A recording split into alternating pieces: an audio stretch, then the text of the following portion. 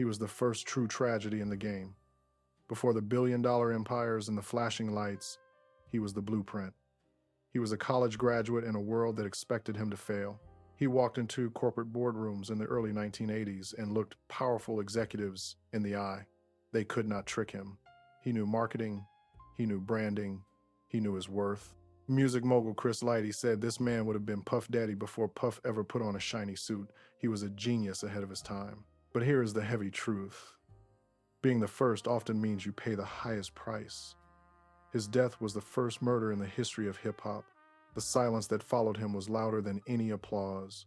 Picture this scene. The Bronx, the early 1980s. The air smells like burnt rubber and possibility. He watches DJ Kool Herc steal electricity from a street lamp to power a block party. He feels the bass thump against his ribs. He falls in love with the sound. He wants to save the world with music. But the streets are hungry. Some say he was assassinated to clear the path for others. Was he too smart for the industry to handle? Let me take you back to where the concrete meets the fire. Scott Sterling was born in the Bronx. This was New York City in the 1960s and 70s. It was not the city of bright lights and tourists you see today. It was a place of survival. The buildings looked like broken teeth against the sky. The air smelled of exhaust fumes and desperation. Scott was only 4 years old when his family broke apart. His parents separated. His father left the picture. It was just Scott, his brother, and his mother against the world. His mother became his fortress. She worked hard to keep a roof over their heads. But money was tight. There were nights when dinner was small. There were days when the refrigerator looked empty. But here's the deal. Poverty makes some people selfish. It makes them grab everything they can just to stay alive. It had the opposite effect on Scott. He had a heart that was too big for his chest. Even when his own stomach was growling, he looked out for others. He had friends in the neighborhood who were doing worse than him. He would sneak food out of his own house to feed them. He shared what little he had. He hated to see people hungry. He hated to see people suffer. This was the core of the man. He was a giver in a world of takers. But gravity pulls hardest in the hood. The streets of the Bronx were dangerous. It was a war zone. Gangs roamed the blocks like packs of wolves. Drug addicts huddled in dark corners. Stick-up kids waited in the shadows to rob anyone who looked weak. You could hear gunshots pop like firecrackers in the distance. Mothers worried every time their sons walked out the front door. They prayed their boys would make it back home before the streetlights came on. Scott needed an escape, and when he was 12 years old, he found it. Picture this scene. It is a hot summer night in the Bronx. The humidity clings to your skin. Scott walks to Cedar Park. He sees a crowd of people. They are not fighting. They are not running. They are dancing. In the center of the crowd stands a man. His name is DJ Kool Herc. He is the father of this sound. Scott watches closely. He sees Herc open the metal panel on a street lamp. He pulls out raw wires. He risks his life to steal electricity from the city grid. He plugs in his massive sound system. The speakers roar to life. The bass kicks Scott right in the chest. It vibrates in his bones. He sees the joy on the faces of the people for a few hours. Nobody is poor. Nobody is scared. Everybody is free. Scott fell in love right there. He did not just hear the music. He felt the power of it. He saw how it could bring peace to a violent place. He wanted to be the man controlling the crowd. He wanted to be the one making people smile. But his mother saw the danger. She knew the music scene kept him out late. She knew the parties attracted trouble. She wanted him safe. She wanted him off the corners. So she pushed a basketball into his hands. She told him to play sports. She thought the court was safer than the block. And guess what? He was amazing. Scott grew fast. By high school, he stood 6 feet and 3 inches tall. He was a giant among boys. He dominated the basketball court. He could crash the boards and grab rebounds over anyone. He was strong. He was smart. He became the captain of the team. He was a natural leader. When Scott spoke, the other players listened. He learned how to organize a team. He learned how to manage egos. He learned how to win. But deep down, the basketball court was not his stage. The gym smelled like sweat and rubber. but it did not have the magic of the park jams. The squeak of sneakers could not compare to the scratch of a record. His heart was still beating to the rhythm of the Bronx. He kept thinking about those turntables. He kept thinking about the way DJ Kool Herc moved the crowd. Basketball could get him a scholarship. It could get him into college. It was the smart path. It was the safe path. But Scott Sterling was not looking for safety. He was looking for a voice. Then a gift changed his destiny. His grandfather saw the hunger in his eyes. He bought Scott a pair of turntables. They were heavy and mechanical. They were the keys to the kingdom. Scott touched the vinyl. He practiced in his room for hours. He learned to mix. He learned to blend. He applied the same discipline to music that he used in basketball. He did not just want to play songs. He wanted to master the machine. He was on his way to becoming a legend. He had the height of an athlete. He had the brain of a businessman. He had the heart of a humanitarian.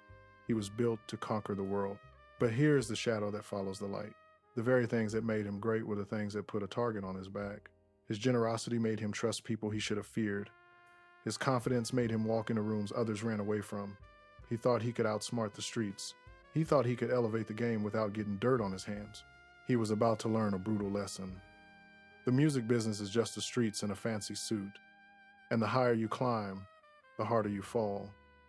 The boy who fed the hungry was about to enter a den of lions, and he was bringing nothing but his talent to defend himself. Scott Sterling was not just a tall kid with a jump shot anymore. He was a man with a plan. He did what few people from his neighborhood ever did. He went to college. He earned a degree in business. He earned a degree in social work. He had a piece of paper that said he could leave the hood behind. He could have taken a desk job. He could have moved to a quiet suburb and never looked back. But Scott did not want to leave. He wanted to lead. He found a job as a social worker at the Franklin Avenue Men's Shelter. This was a hard place. It was filled with homeless men who had lost their way. The air smelled of stale cigarettes and lost hope. But Scott walked those halls with his head high. He wanted to help these men find their dignity. And in that shelter, he found a diamond in the rough. There was a homeless graffiti artist living there. His name was Chris Parker. Today, the world knows him as KRS-One, but back then, he was just a kid with a notebook full of rhymes and nowhere to sleep. Scott heard Chris rapping. He listened to the words. They were sharp, they were intelligent, they were powerful. Scott saw the future. He told Chris they were going to be partners. Scott would handle the music and the business. Chris would handle the microphone. They called themselves Boogie Down Productions. Here is the deal. Most rappers in the 1980s were just happy to be in the studio. They signed bad contracts. They gave away their rights for a quick check and a gold chain. Scott LaRock was different. He was the first executive of the streets. He walked into meetings with record labels wearing a suit. He spoke proper English. He looked the white executives in the eye. He knew the value of his product. He treated hip-hop like a corporation. He was building an empire. They released their first album in 1987. It was called Criminal Minded. This album changed the world. Before this record, hip-hop was mostly about partying. It was about having fun at the disco. Scott and KRS-One stripped all the glitter away. They brought the sound back to the concrete. The beats were hard. The lyrics were gritty. It sounded like the subway train rattling on the tracks. It sounded like the truth. They released a song called South Bronx. It was an anthem. It told the world that the Bronx was the true home of hip-hop. It made people proud of where they came from. They released The Bridge Is Over. It destroyed the competition. They were not just making songs. They were winning a war for the culture. Picture the scene in 1987. Scott LaRock is on top of the world. He is 25 years old. He is driving a red Jeep Samurai. The chrome wheels shine under the streetlights. He has money in his pocket. He has the respect of the entire city. When he walks into a club, the music stops. People part like the Red Sea to let him through. He is the king of New York. He is not just a DJ. He is a savior.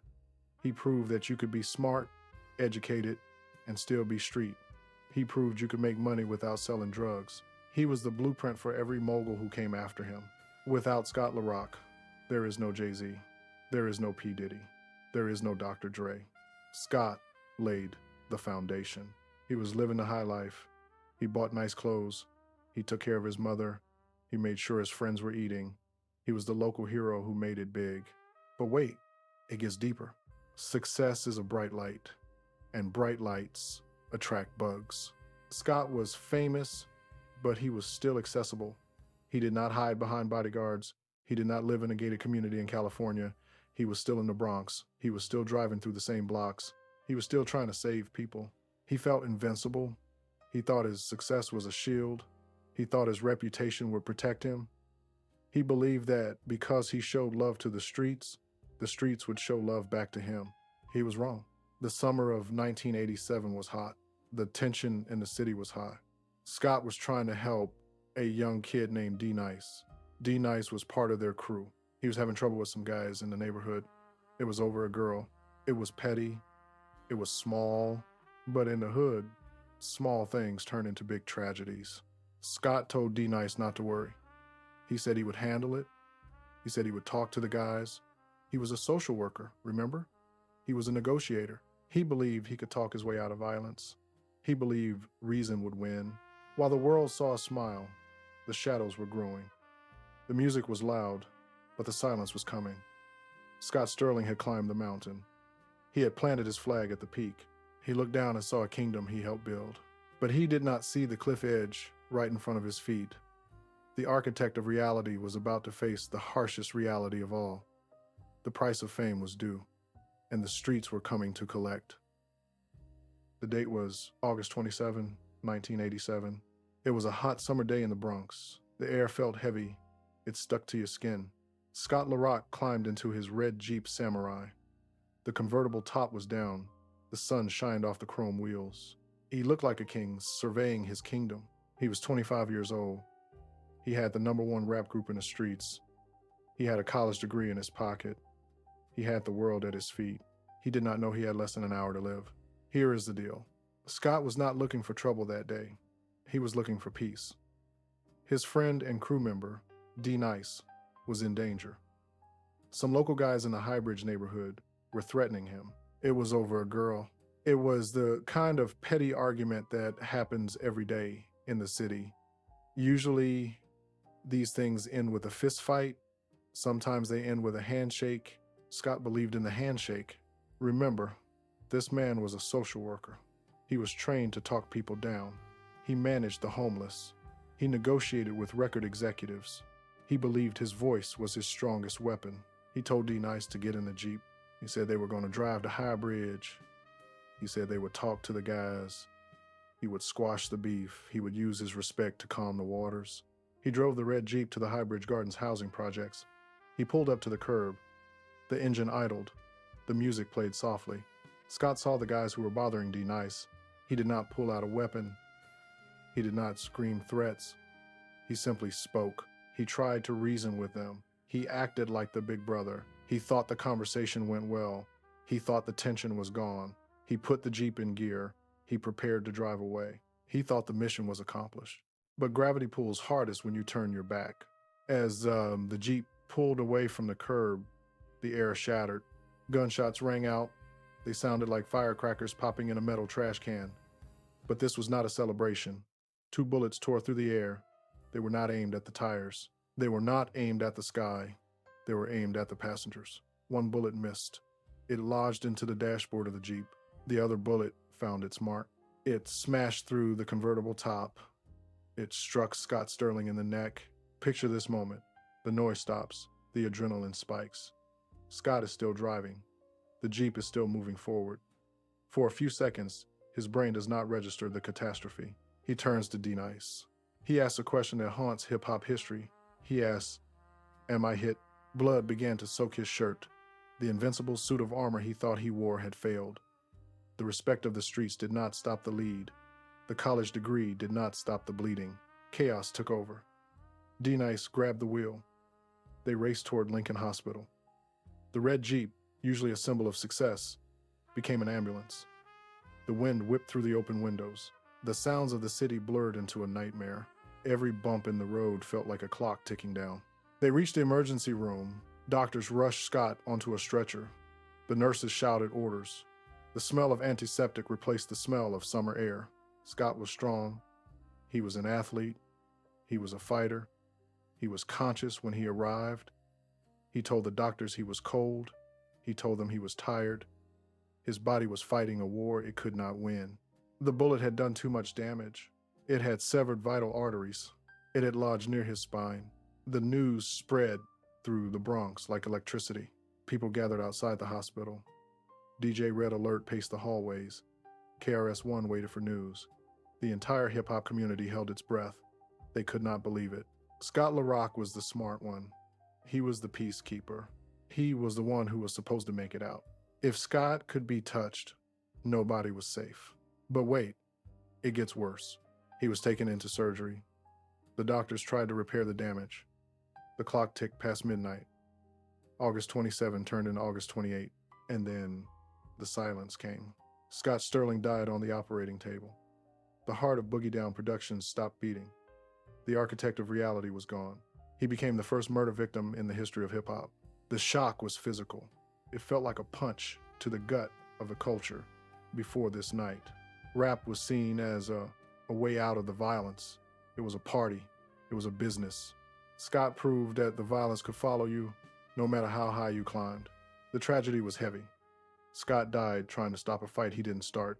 He died doing his job as a social worker, even though he wasn't on the clock. He died because he cared about his friends more than his own safety. Rumors began to swirl immediately. People whispered in the barbershops. They talked on the street corners. Some said it was just a random act of anger, just bad luck. But others looked deeper. They remembered how fast Scott had risen. They remembered how he outsmarted the record labels. Some people close to the situation whispered the word assassination. They claimed Scott was becoming too powerful. He was organizing the artists. He was teaching rappers to own their masters. He was showing young black men how to be executives, not just employees. Was he removed because he knew too much? Was he killed to clear the path for others who would play the game by the corporate rules? We may never know the full truth of the shadows, but we know the facts of the light. The red Jeep sat empty. The turntable sat silent. KRS-One was left without his partner. The Batman of hip-hop had lost his Robin. But in this story, it was the hero who fell and the sidekick who had to carry the torch. The funeral was heartbreaking. The streets of the Bronx filled with mourners. They did not just cry for a man. They cried for a dream. They saw what Scott represented. He was the bridge between the gutter and the boardroom. And someone burned that bridge down with a single bullet. Scott LaRock did not die from a drug overdose. He did not die in a gang war over turf. He died trying to keep the peace. He was the first fallen king, and his death sent a message to every rapper who came after him. It was a warning written in blood. Get your money, get your fame, but never forget that the streets are always watching, and the streets are always hungry. The music business moved on. New stars were born. P. Diddy wore the shiny suits. Jay-Z sat in the corporate chairs. But everyone knew the truth. Scott LaRock did it first. He walked so they could run, but he never got to cross the finish line. The ink was barely dry on the newspapers. The headlines screamed violence. They called it a rap slaying. They called it street justice. The news anchors shook their heads on television. They looked at the Bronx like it was a zoo. They saw a young black man dead in a flashy car. They thought it was just another drug deal gone bad. They thought they knew the story. But here is the ugly truth. The media got it twisted. They did not report on the social worker. They did not mention the college degree hanging on his wall. They did not tell the world that Scott LaRock died trying to stop the violence. They only saw the blood. They did not see the heart. They painted him as a criminal. But the streets knew he was a casualty of peace. The hypocrisy was thick enough to choke on. The same newspapers that called hip-hop a fad were now using his death to sell copies. The same society that ignored the poverty in the Bronx was now judging the survival of its people. Scott was a bridge builder. And when he fell, the gap between the music and the mainstream got wider. Picture the scene in the studio. KRS-One stood alone. He was the voice of the group. But Scott was the brain. Now the brain was gone. KRS felt the weight of the world on his shoulders. He could have folded. He could have grabbed a gun and sought revenge. That is what the streets expected. That is what the movies tell you to do. But KRS-One did something harder.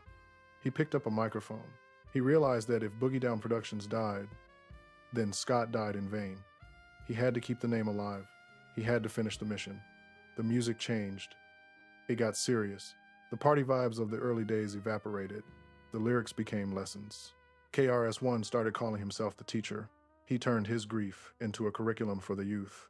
But the death of Scott LaRock changed the temperature of the entire room. Before 1987, hip-hop felt invincible. It was a superhero movie. After the shooting, it became a documentary. The rappers realized they were mortal. The gold chains could not stop bullets. The fame could not stop the envy. The fun was over. Survival mode began. And then a movement rose from the ashes. KRS-One launched the Stop the Violence movement. It was a direct response to the tragedy. He gathered the biggest names in the game. He called Public Enemy. He called Heavy D. He called MC Light. They recorded the song Self-Destruction. Listen to the title, Self-Destruction. They were begging their own community to put the guns down. They raised $500,000 for the National Urban League. They tried to save the next Scott LaRock. It was a beautiful moment, but it was a moment born from a casket. But wait, it gets deeper. The music industry saw the headlines, they saw the fear, and they smelled money. They realized that danger sells records. They realized that tragedy brings attention. Instead of protecting their artists, the corporations started to market the violence. They turned the Bronx into a brand. They sold the struggle to suburban kids who never heard a gunshot. Scott LaRock wanted to elevate the mind. The industry wanted to sell the gutter. Years passed, the money got bigger, the cars got faster. Then Tupac died, then Biggie died, then Jam Master Jay died. The list kept growing. But Scott was the first name on the memorial wall. He set the precedent. He showed us that the brightest stars often burn out the fastest. He is the biggest what if in music history. Imagine a world where he lived. He would be standing next to Jay-Z today. He would be running a billion-dollar company. He would be an elder statesman teaching the new generation how to own their masters. He had the blueprint before anyone else knew how to read it. Instead, he is frozen in time. He is forever 25 years old. He is forever sitting in that red Jeep Samurai. He is forever the genius who tried to talk his way out of a war. The world kept spinning. The beats kept dropping. But for the people who knew him, the music never sounded the same again. The silence he left behind was louder than any bass line. And that silence still echoes in every boardroom and every street corner in hip-hop today. We have to ask the hard question, what if that bullet missed? What if Scott LaRock drove home safe that night? The entire map of music would look different today. He was the prototype. He was the first one to wear a suit to the corporate meeting and street clothes to the block. He was the bridge. Music mogul Chris Lighty told us the truth. Scott was Puff Daddy before there was a Bad Boy Records. He was Jay-Z before there was a Rockefeller. He understood that hip-hop was not just a hobby. It was a billion-dollar industry waiting to happen. He held the keys to the kingdom, but he never got to unlock the door. But here is the beauty and the tragedy. His partner did not let the name die. KRS-One carried Scott on his back. For years, every concert and every album kept the name alive. KRS-One made sure the world knew that Boogie Down Productions was a team. He turned his grief into power. He started the Stop the Violence movement. He tried to save the next generation from the same fate.